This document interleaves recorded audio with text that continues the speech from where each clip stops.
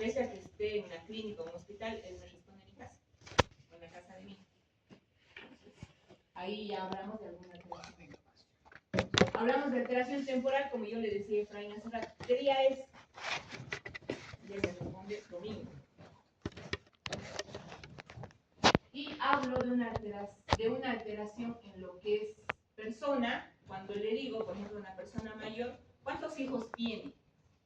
Y puede que me diga, no tengo hijos. O quién es ella por algún hijo. Y él o ella no sea capaz de reconocer, digamos. ¿No? Entonces son preguntas que tenemos que hacer para valorar lo que es la esfera espacial, temporal y personal. ¿Ya? Ahora, ¿qué es la percepción? La percepción se dice que es captar a través de los sentidos todo lo que nos rodea. Habitualmente yo soy capaz de percibir un olor, tal vez de ser capaz de percibir los colores de las paredes, de percibir que es un ambiente iluminado, ¿no? De percibir que estoy en un aula, ¿no es cierto? Pero obviamente cuando ya no soy capaz de percibir todo eso, ya hablo de una alteración, de la... Ya hablo de una alteración en lo que es la percepción y ahí hablo de una percepción errónea, ¿ya? Entonces, y dentro de la percepción errónea, yo puedo tener la ilusión o la alucinación, ¿ya? Hablamos de ilusión, puede que perciba bien, pero interpreta mal, ¿ya?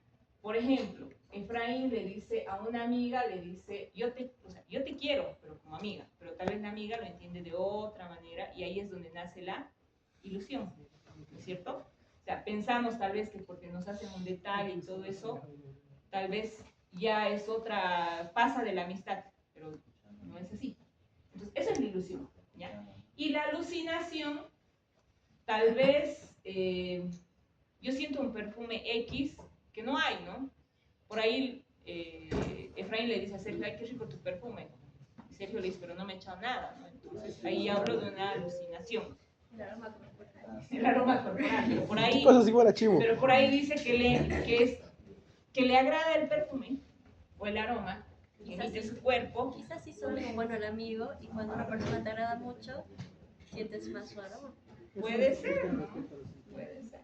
Entonces puede ser visual, auditiva, o sea, al margen de ser, digamos, olfativa, puede ser visual, puede ser auditiva o táctil. ¿Ya? Por ejemplo, si yo le digo a Iván, ay, qué bien te ves sin lentes. Estoy con lentes, ¿no es cierto? Pero ahí estoy hablando de una, tal vez, alucinación. ¿No ven? O, tal vez digo, ay, me acabas de tocar, pero yo no te he tocado. No toques, no. Entonces ahí hablamos de una alucinación tal vez táctil, ¿ya? Y auditiva cuando, o sea, hay personas esquizofrénicas, ¿no es cierto? Que están constantemente aturdidas por ruidos, voces, ¿no? Que es típico del esquizofrénico. Pero en realidad no hay, ¿ya? Entonces, ¿se entiende lo que es ilusión y lo que es alucinación? Ilusión percibe bien, o sea, hay ese mecanismo de que yo le he dicho esto, pero ya que la otra persona lo entiende de diferente manera, mal. Exacto, percibe pero interpreta mal.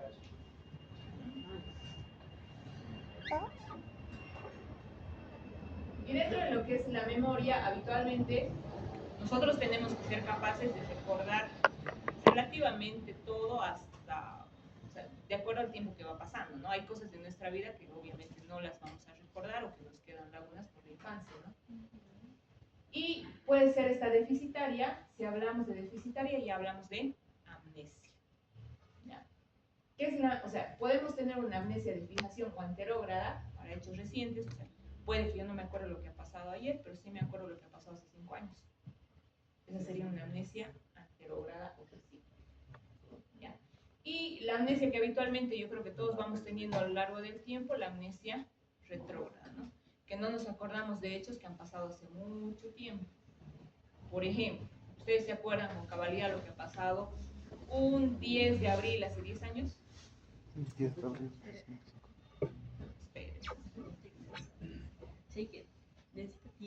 10 de abril de 2010. ¿Ah? Un 10 de abril de 2010. Del 2016. Y de todo esto, si nosotros ahora juntamos lo que es la orientación, la percepción y la memoria, si sumamos todos estos, equilibradamente hablamos de que, hablamos de inteligencia, pero más la comprensión y el juicio. Si a la orientación, si estamos orientados, si percibimos bien las cosas, si tenemos una memoria normal y aparte de eso hacemos un buen uso de la comprensión y somos juiciosos, podemos decir que hay inteligencia. ¿Se entiende? Si no, no son inteligentes. Pero una persona que se orienta en tiempo, espacio, persona, ¿no? O sea, yo sé quién soy, sé dónde vivo, sé dónde está mi papá, sé dónde está mi mamá, sé dónde están mis hijos. Tiempo, espacio, persona. ¿Cuál me falta? No, Tiempo. Sé cuándo he nacido, en qué día estoy, ¿no es cierto? Sí, no me ilusiono, no alucino, ¿no? Si tengo un equilibrio en esas cosas, recuerdo las cosas recientes y pasadas de mi vida en todo lo que conlleva. Y además de eso, comprendo lo que leo, comprendo lo que escucho, ¿no? Soy capaz de leer un libro y comprenderlo a cabalidad. Y además de eso, soy juiciosa, puedo emitir un juicio o puedo emitir una idea de todo lo que he leído, puedo hablar de inteligencia. Eso es lo que se define como inteligencia de acuerdo al libro de semiología. ¿Ahora sí se entiende? Ahora, si yo estoy orientada, percibo todo, recuerdo las cosas, pero cuando me pongo a leer no logro captar todo lo que quiere reflejar ese libro, tal vez mi inteligencia está un poquito alterada o fallada, pero eso es más que todo porque no hacemos uso de la lectura, ¿no? O no explotamos nuestra mente, porque a veces, y les han puesto que muchos se ponen a leer un buen rato, pero hay un rato que se desconectan, vuelan, y después, ¿y tú dónde estabas? Entonces, eso es para leer a cabalidad.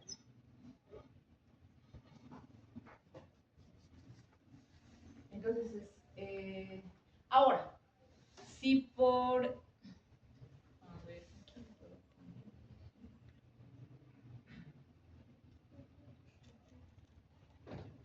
A ver, Un buen John. si por ejemplo, Iván está orientado en tiempo, espacio, persona, se acuerda perfectamente de todas las facetas de su vida que conlleva, ¿ya? También es capaz, digamos, de emitir juicio, de comprender ciertas cosas, pero se ilusiona, ¿será inteligente? No. Caray. Ahora vamos a lo mismo. ¿Ya? Álvaro, por ejemplo. Álvaro es una persona que se orienta en tiempo, espacio, persona, ¿ya? También tiene una memoria acorde, digamos, recuerda con facilidad los aspectos más importantes de su vida, peor aún hechos recientes, ¿ya? Cuando lee algo comprende, es capaz de emitir una idea a cabalidad, pero escucha voces, será inteligente. Ahí está, es una manera de definir. Porque, hay gente que parece ser inteligente, digo parece, ¿no? Pero parecería que llegan a hacer cierto trauma con el estudio que ya parece que escuchan otras cosas. Entonces, por eso ahí dice uso equilibrado de todos los anteriores. Equilibrado.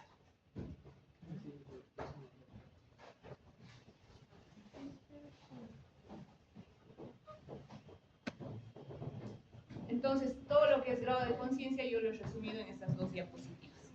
¿Ya? Tiempo, espacio, persona. perdón, los estados, las alteraciones del estado de conciencia y las facetas que tenemos que ver, orientación, percepción, memoria y la inteligencia. ¿Ya?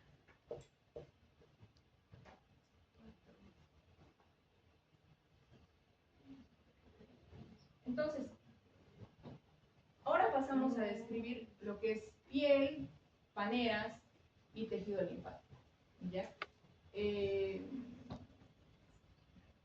el libro yo he ido agarrando de páginas posteriores para enganchar aquí las lesiones elementales secundarias también y ya no tenerlas que ver más adelante, dermatológicos, si es que alcanzamos a ver. ¿Ya? Entonces, vamos a ver primero lo que es piel. En piel vamos a mencionar un poquito lo que es, vamos a mencionar solamente. Ustedes cuando vean dermatología van a tener que describir las lesiones así de punta a canto. ¿Ya? Entonces aquí solamente las vamos a ver para más o menos tener hoy una idea de lo que es. ¿Ya? Entonces, lesiones elementales primarias, lesiones elementales secundarias, queda por demás decir que las secundarias son a raíz de algún trauma previo o alguna noxa previa, ¿ya? Por eso se llaman secundarias. Y también podemos tener lo que son alteraciones del color, alteraciones vasculares, alteraciones de lo que es la temperatura y la humedad y algunas lesiones cutáneas que nos describe el libro. Entonces, dentro de las lesiones primarias nosotros podemos mencionar los tumores, nódulos, pápulas, máculas, vesículas, ampollas, ronchas y tumores benignos. O sea, no son granos, ¿no? Como a veces decimos, no son granos. Entonces ahora ya no quiero que digan granos, sino que mencionen como tiene que ser, ¿ya? Entonces, el más común, que es la mácula yo lo defino como una mancha, ¿ya? Porque obviamente son localizadas, planas, no mayor a 3 milímetros de diámetro, son típicas de las rociolas típicas, las pecas, las petequias, ¿no? Esas son las máculas. Las pápulas ya tienen un poquito de levantamiento, eso será lo que ustedes dicen habitualmente granitos, ¿no? Pequeños levantamientos circunscritos, pero este levantamiento no es mayor a medio centímetro, típico del acné. ¿Ya? ¿Perdón? Las pápulas. El nódulo, ¿qué es el nódulo? También son levantamientos, pero estos son un poquito más grandes que ¿cuál sería? ¿Cuál es levantado? ¿La mácula o la pápula? Pápula. La pápula. Entonces el nódulo va a ser un poquito más levantado que la pápula, ¿ya? Son también circunscritos, un poco mayor que la pápula. Este puede ir de medio centímetro a 4 centímetros. La pápula es menor a medio centímetro, ¿no es cierto? Compromete un espesor mayor de la piel. Esto puede ser tal vez típico de un eritema nodoso. Luego del nódulo tenemos son levantamientos todavía más grandes, a esos ya los denominamos tumores, por decir así. Pueden ser congénitos o adquiridos que tienden a persistir o a crecer lentamente, alcanzando generalmente dimensiones mayores. En este caso podemos hablar tal vez de un tumor de un tumor de la piel, ¿no? Tal vez un epitelioma, lo menciona el libro.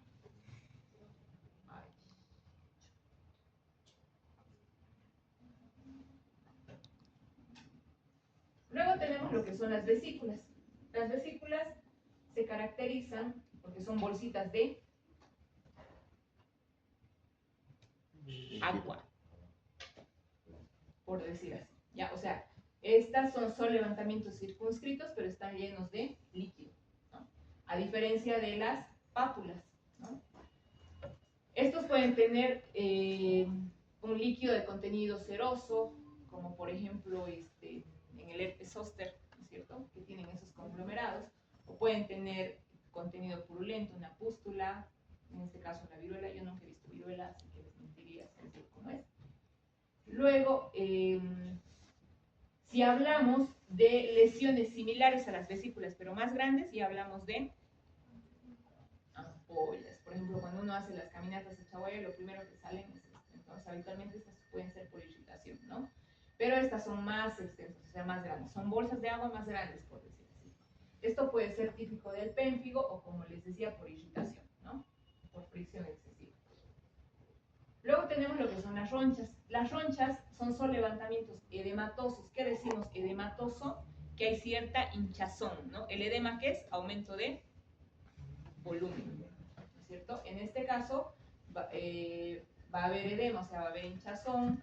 Este va a ser de color rosado, o también puede tener un color pálido de extensión variable, pero de bordes casi netos. Y estas ronchas siempre van a producir picazón, producen fluido. Como por ejemplo en este caso una urticaria, ¿no? Siguiendo con lo que son los tumores, tal vez unos tumores, mencionamos lo que son los tumores benignos. ¿Por qué se caracterizan los tumores benignos? Porque dice que habitualmente son masas que no duelen, son indolores.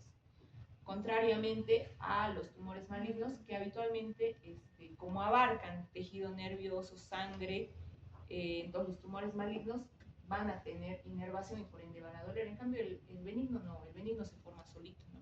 Pero alejado, no tiene circulación nerviosa, tampoco tiene circulación vascular, entonces por eso se llaman benignos, ¿no?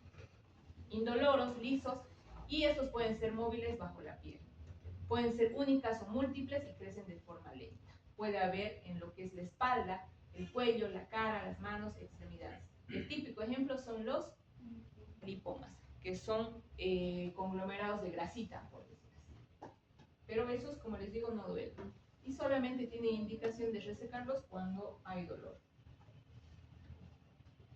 Dentro de las lesiones elementales secundarias podemos mencionar o describir un poquito lo que son las escamas, costras, liquenificación, atrofia, necrosis y cicatriz. Entonces vamos a bichar un poquito cada una de estas. ¿Qué es la escama? Es la acentuación del proceso normal de descamación de la piel, por ejemplo las placas psoriásicas, ¿no? O sea, habitualmente nosotros nos descamamos, ¿no? Pero cuando esta descamación se hace un poquito más importante, ya hablamos de una escama. Luego tenemos lo que son las costras, ¿no? ¿Qué son las costras? Son acumulación de restos hemáticos celulares, serosidad, ¿ya? Se dice que habitualmente las cosas se pueden nombrar de acuerdo a los elementos flemáticos que predominen. Podrían ser, o sea, porque pueden ser restos de sangre, pueden ser restos de algún líquido seroso. En este caso, por ejemplo, las costras por el infectivo que produce el estreptococo, ¿no? Pero estas cosas habitualmente, ¿por qué se producen? Porque la solución de continuidad que está resecando esta herida se altera y es por eso que sale la costrita, ¿no? La liquenificación, se hace visible la textura normal de la piel, o sea, podemos ver piel ahí, ¿no? Generalmente va acompañada de cambios pigmentarios, como por ejemplo las dermatitis crónicas. Esto, por ejemplo, podría ser una úlcera varicosa, no sé si han visto. O sea, se irrita tanto tiempo la piel por el tema de la úlcera varicosa, porque la gente se lo rasca y esto nunca termina de sanar. Ya, esa sería una liquenificación. Las atrofias, ya, corresponden a un adelgazamiento de una o de todas las capas de la piel. ¿Cómo se ve la piel? Se ve lisa, fina, brillante, con poco o sin anexos. O sea, es una cicatrización anormal, por decir así, o una cicatrización demasiado prolongada. Por ejemplo, piel atrófica senil, secuelas atróficas tal vez de alguna quemadura, o incluso tal vez puede ser algún trauma, ¿no? Yo el otro día he visto en el hospital un señor que no podía mover esta manito, pero la mano parecía íntegra. Entonces, le pregunto, ¿qué le ha pasado? Le digo, ¿por qué no mueve esta mano? Y me muestra la mano y, o sea, no había masa muscular en esto ni en esto, en toda esta parte. Solamente era piel. Entonces, ahí obviamente tenía unas características de atrofia bien particulares. ¿Y qué me ha dicho él? Que hace unos 40 años había tenido un accidente en la carretera Sama. No sé si ustedes han escuchado, pero antes esa carretera era... había muchos accidentes. No existía. Entonces ahí se le ha volado, prácticamente él dice se le ha volado el brazo. Entonces, o sea, supuestamente me han salvado el brazo, pero lo único que han hecho ha sido, o sea, que quede así por estética.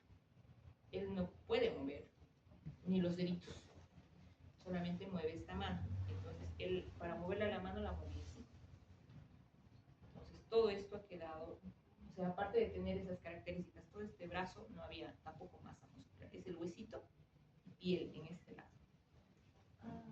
Entonces, quedan como secuelas incluso de traumas. Entonces ahí podemos hablar de atrofia, o sea que la piel se va degenerando hasta tal punto que ya no tiene ninguna elasticidad ni ninguna función.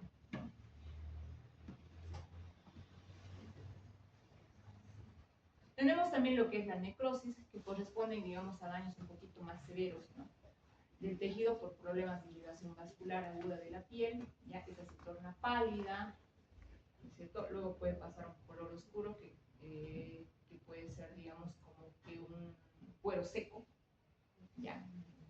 O una escara secundaria a, tal vez, en este caso lo describo en lo exosurismo cutáneo, ¿no? O escara de decúbito. En las personas que están mucho tiempo, digamos, postradas, más que todo la partecita del sacro empieza a degenerarse la piel y se puede formar una escara. Esto es una amputación, ¿no? Todas las fases que va pasando en una amputación por pérdida de una extremidad, ¿ya? Entonces, en ese caso, obviamente, tenemos necrosis.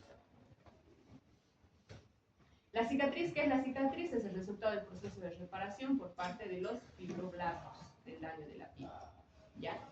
En ese caso se forma un tejido nuevo, ¿no es cierto? Si es deprimido, brillante o fino, se habla de una cicatriz atrófica, y si está engrosada y palpable, de una cicatriz hipertrófica. En este caso, ¿qué tipo será? Hipertrófica. Hipertrófica, ¿no? Hay algunos que tienen tan mala cicatrización que se les hace como arañas solamente de nuevo tejido, ¿no? De tejido fibrótico.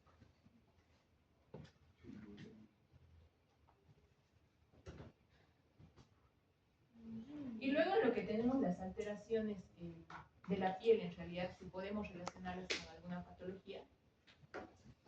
Podemos tener alteraciones del color, ¿no? O sea, podemos tener una piel descolorida o pálida. Esto nos va a hacer sospechar de la típica anemia, una anemia crónica, ¿no es cierto? Ay, te ves pálida, debes tener anemia. O la embarazada, ¿no es cierto?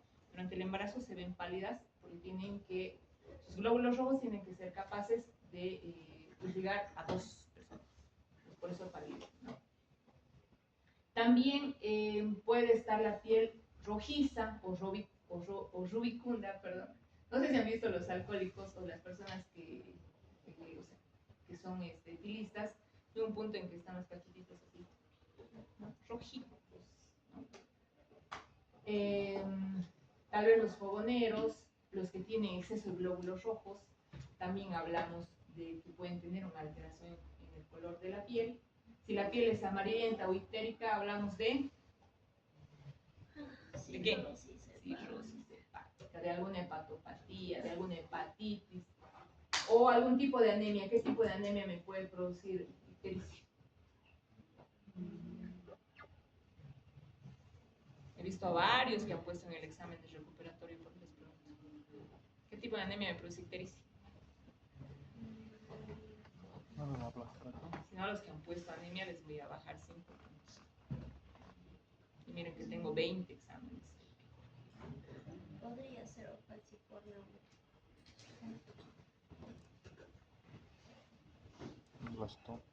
¿Qué tipo de anemia produce ictericia?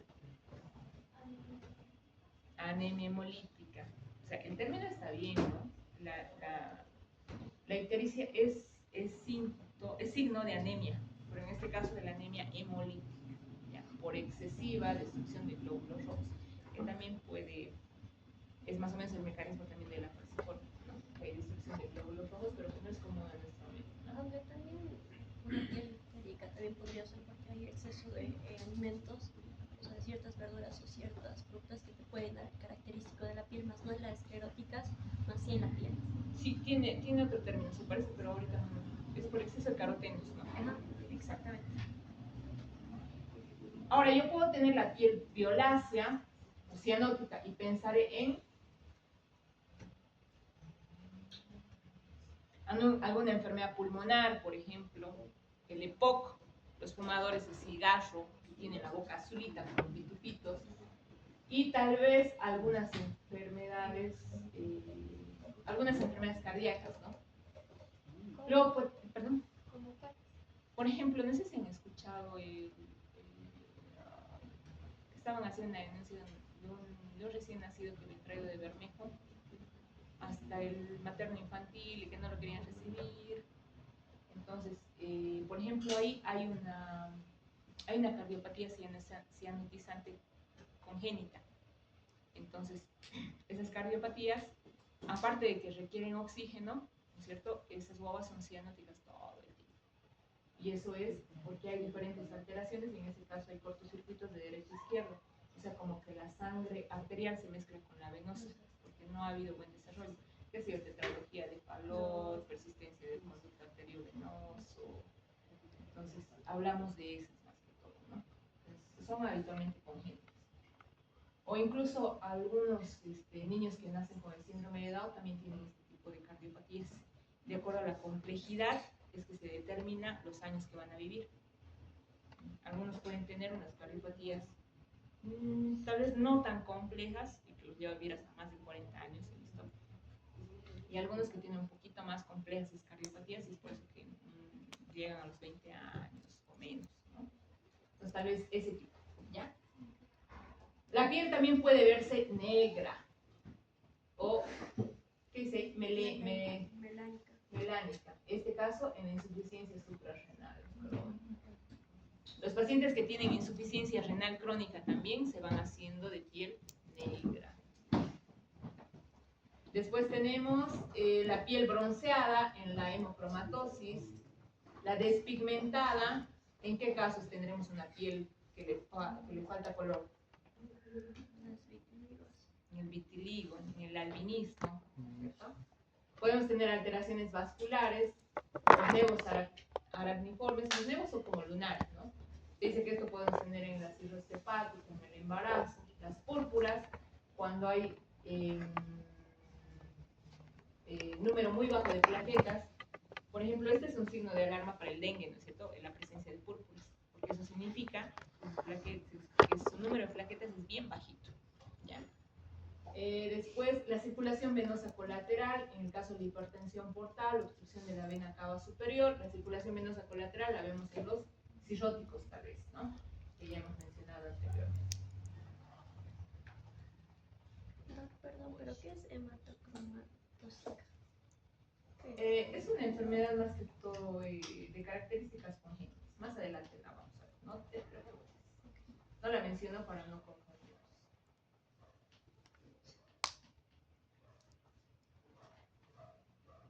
Y luego también, al margen de que yo tengo que ver el color, tengo que ver si hay alguna alteración vascular, también tengo que tocar, ¿no es cierto? Porque a veces no está bien, pero solamente con tocar decimos que ya tiene fiebre, ¿no ven? Somos capaces a veces de discernir, no está bien, pero bueno, sí, ¿no? La temperatura, si está caliente y seca, hablo de una fiebre en ascenso. Si es caliente y ligeramente húmeda, de una tirotoxicosis, que son enfermedades de las glándulas tiroides. Si está caliente y mojada, es la fiebre en descenso. ¿No es cierto? Por cuando le aplicamos, qué sé yo, o cuando desvestimos a las guaguas que están con fiebre y empiezan a transpirar, ese es el mecanismo el cual utiliza el organismo para bajar la fiebre, ¿no? Una piel fría y seca en el mixedema, hemos visto la fase del mixedematoso, y una piel fría, húmeda y viscosa, hablamos de shock, ¿ya? Entonces, para que vean que también las alteraciones vasculares, temperatura, humedad y del color nos pueden indicar ciertas patologías.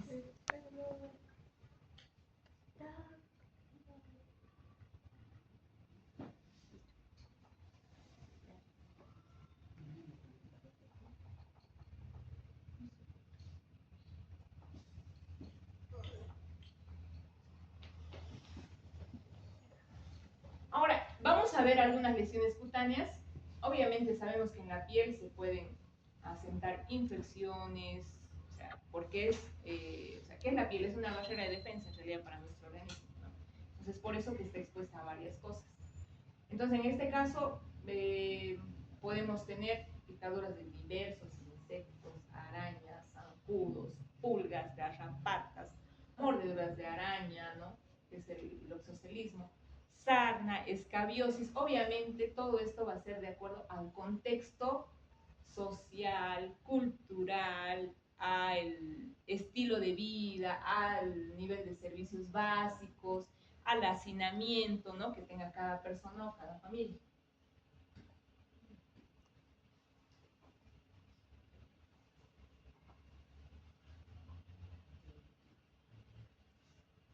¿Esto qué será?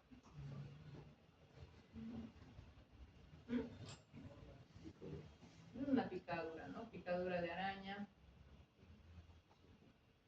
Esto pueden ser mosquitos, puede ser pulga, puede ser zancudo, ¿no? Una abejita mala. Una abejita mala. Esto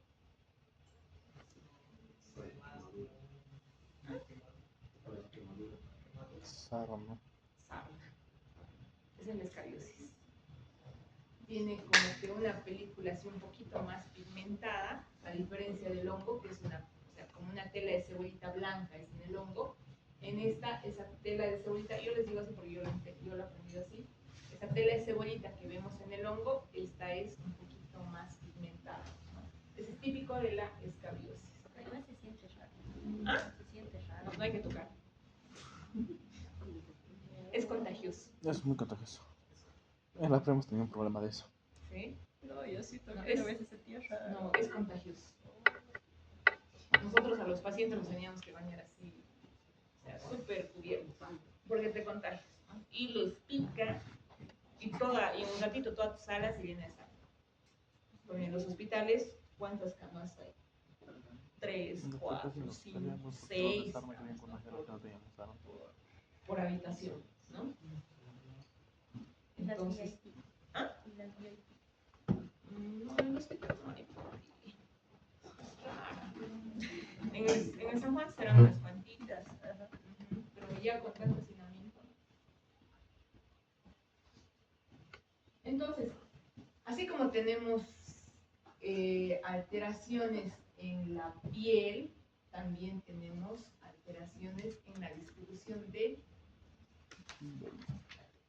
pelo y del vello corporal. Habitualmente esto es más predispuesto para quién, varones, mujeres. El varón se queda Calvo. por decir así, ¿no? O sea, es su ¿Qué se dio? ¿Qué pasó? ¿Estás bien? como que es su destino, ¿no?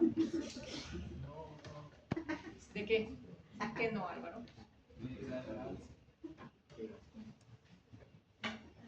Tienen esa predisposición, no sé si han visto. Yo veo a muchas personas que conocí, digamos, cuando estaba en el colegio y todo eso, y ahora están. Calvo. Por lo menos la mujer mantiene el cabello. Así que, El de los varones no se visto a las personas calvas, las personas que de joven eran ruditas. No me digas eso. no digas eso. Ellos se quedan calvos. Pero la mayoría es así. No, natural o peor. La mayoría es así. Es raro el varón que mantiene su cabello. Al menos el de la ciudad. ¿Ah? Y en Sergio. Por la fricción sí puede ser, puede interferir. Pero en todo caso también arruinaría el uso quirúrgico. Porque no es. Sí, dos, la fricción en el cabello de Sí, la pero, mujer. o sea, tú terminas y te quitas el gorro. La gorra es para todo y para nada. Entonces, vamos viendo, en el varón la cabellera tiene una cierta particularidad, ¿no? Que tiende a despejarse ¿en dónde? En la frente y en la parte de los parietales. O sea, tienen esas entradas, se llamamos, ¿no? Mientras las patillas se unen con lo que es la barba y el bigote. O sea, habitualmente, ¿no? Esa es la predisposición que tienes. ¿Qué es la calvicie ahora? La calvicie se dice que es la caída paulatina e irreversible. O sea, la persona calva ya no vuelve a regenerar ese cabello, ¿no? Frecuente en el hombre adulto por razones genéticas y afecta de preferencia a las regiones frontoparietales o occipucio, la parte del occipital. Así como está en el dibujito. La secuencia de la calvicie empieza ahí, por las entradas que están en los parietales, o de aquí, y llega un punto en que las dos se unen. Y listo, ya no hay cabello. Y ni aunque se ponga el minoxidil a temprana edad. Tiene sus No, el minoxidil es un tratamiento